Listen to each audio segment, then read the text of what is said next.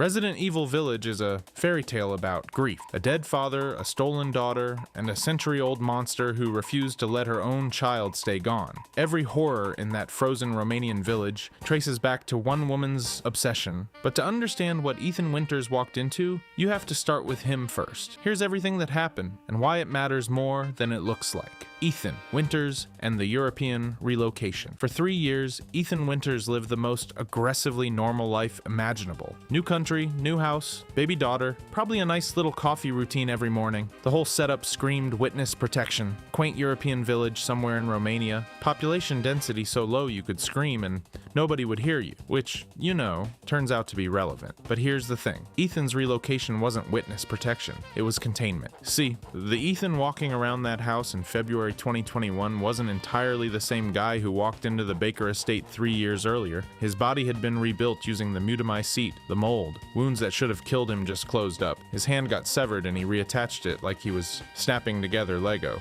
The man was, biologically speaking, a walking science project. He just didn't know it yet. And then in the middle of the night, Chris Redfield's Hound Wolf Squad kicked in the door and shot his wife. Ethan took a beating from mold-infused lichens during the chaos, watched Rose get taken, and woke up in a frozen ditch somewhere in the Romanian countryside. Standard Tuesday for this guy at this point. But the real gut punch isn't the attack. It's the realization that everything about Ethan's quiet domestic life was engineered. The remote location, the sparse population, the distance from civilization. Nobody was protecting Ethan. They were protecting everyone else from what Ethan might become. He was a biological time bomb with a baby monitor and a mortgage, and the castle looming over the village? That's where his daughter ended up. In the hands of a 9-foot-tall woman with a very specific diet, Castle Dimitrescu and the Sanguine Daughters. Everyone knows Lady Dimitrescu as the 9-foot-tall vampire lady who broke the internet. But here's the thing. Underneath all the memes and the thirst tweets, there's a genuinely tragic story that nobody talks about. The castle itself is massive, a sprawling Gothic estate built across multiple wings and towers, complete with dungeons, opera halls, and underground caves. It's less of a home and more of a small country with really bad heating. But what matters is what happened inside it. Alcina Dimitrescu was a noblewoman who accepted Mother Miranda's Cadou parasite as part of Miranda's Megamycete experiments. The parasite granted her towering height and dramatically slowed her aging, keeping her alive for over a century. The cost? A hereditary blood disease that forced her to consume human flesh and blood just to maintain her body. Her entire existence became dependent on killing, which is, you know, not ideal when you're trying to maintain the image of a refined aristocrat.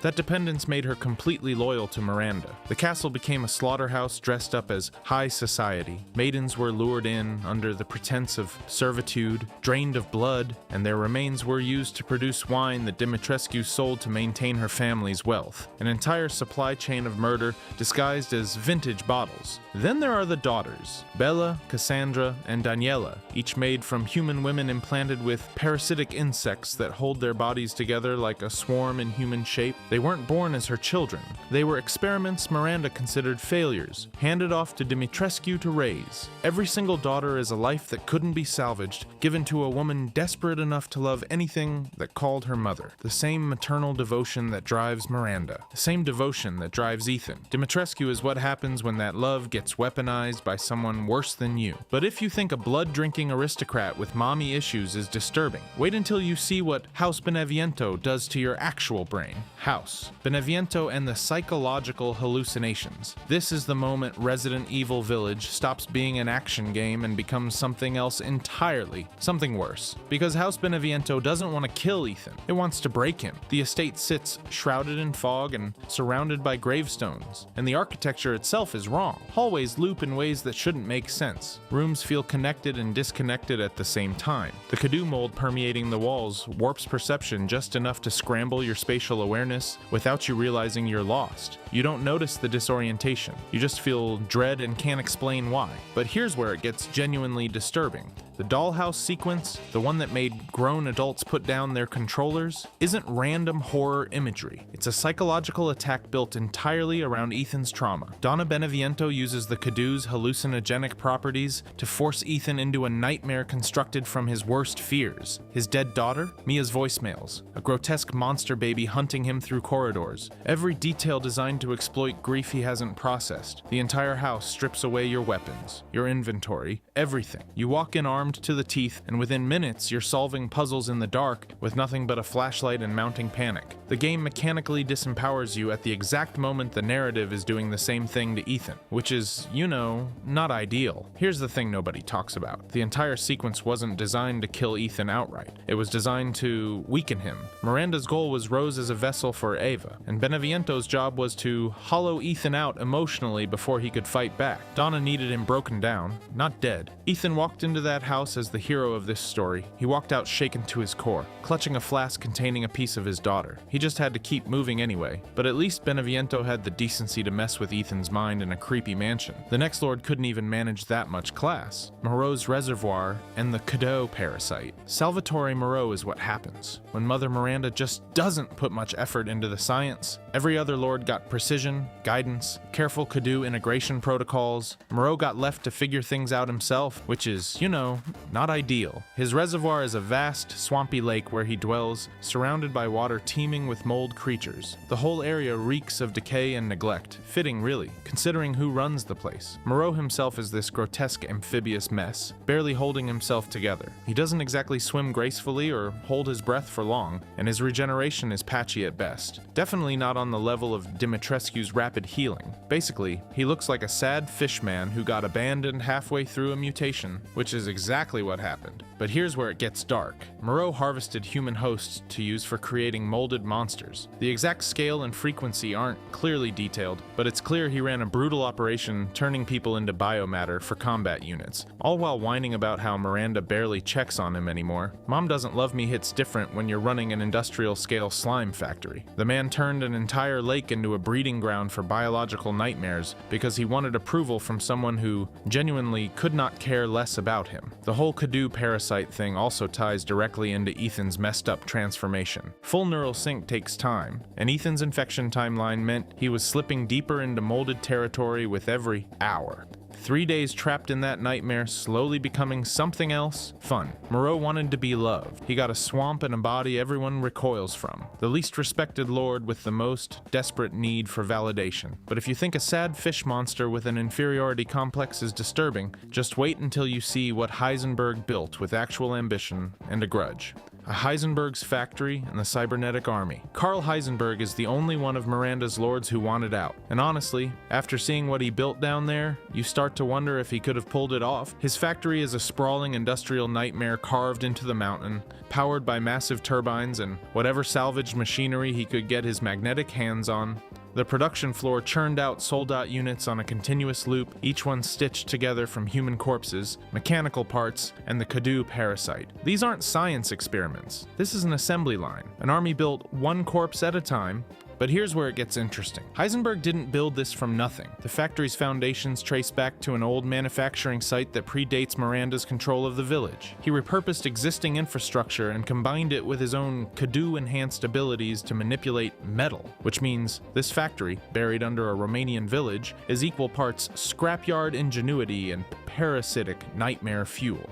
Village isn't some standalone fairy tale. It's what happens when a brilliant, desperate man gets superhuman powers and decades of resentment. Heisenberg himself was implanted with the Cadeau parasite, which gave him the ability to generate and control magnetic fields. Basically a walking electromagnet with a grudge. But like all of Miranda's lords, he was chosen as a vessel candidate and experimented on as a child. So the guy building an army to overthrow Miranda was also the product of her experiments. She made the weapon that wanted to destroy her, which is, not ideal. And that's what makes his boss fight hit different. He's not evil in the same way Miranda is. He's a prisoner who built a war machine to escape. He even offers Ethan an alliance. You and me, we can take her down. The tragedy is that he was probably right, but Ethan said no, and Heisenberg became just another obstacle between a father and his daughter. But if Heisenberg's rebellion failed because he couldn't find the right ally, wait until you meet the woman who built the nightmare he was trying to escape. Mother Miranda and the Megamycete origin. Here's the thing about Mother Miranda. She's not some cackling supervillain who woke up one day and decided to build a cult. She's a grieving mother who lost her daughter Eva to the Spanish flu around 1919 and then discovered something in the mountains that told her she could get Eva back. That something was the Megamycete, a massive fungal superorganism buried deep beneath the village, ancient beyond any reasonable estimation. Miranda found it, studied it, and eventually developed the Kadu parasite as a way to merge human DNA with the organism. The goal was simple: find a host body compatible enough to house Eva's consciousness. Bring her daughter back. Simple goal. Took her 100 years. Between 1919 and 2021, Miranda conducted countless experiments on villagers, implanting Kadu parasites into anyone she could get her hands on, and watching to see who survived the process. She manipulated entire Romanian communities through staged miracles, positioning herself as a religious figure worthy of worship via controlled mold exposure, which is, not ideal spiritual guidance. And the Megamycete itself, it's essentially a massive interconnected consciousness, absorbing the memories and genetic information of every person exposed to the mold. Every lord she created, every experiment she ran, every villager she sacrificed was all in service of one impossible resurrection. One mother, one dead daughter, a century of monsters. But Miranda's obsession didn't just birth the village horrors. It also put a target on a man who didn't even know he was carrying the key to her plan: Chris Redfield and the Hound Wolf Squad intervention. Let's talk about the most controversial moment in this entire game. Chris Redfield, beloved hero of the franchise, kicks down Ethan's door, shoots his wife, and kidnaps his infant daughter. Every single person who played this sequence thought the same thing. Chris has gone rogue. Chris is the villain now. But here's the thing. Chris's attack wasn't a betrayal. It was bioterror response protocol executed exactly as designed. The Hound Wolf Squad deployed in full tactical gear, breached the house with zero warning, and their target wasn't Ethan. Their target was a level 4 biohazard threat that happened to look like Mia. See, Chris had already discovered something the player doesn't learn until hours later. The woman sitting across from Ethan at dinner wasn't Mia at all. It was Mother Miranda, who had abducted and replaced Mia weeks earlier, perfectly mimicking her appearance and behavior. Chris knew.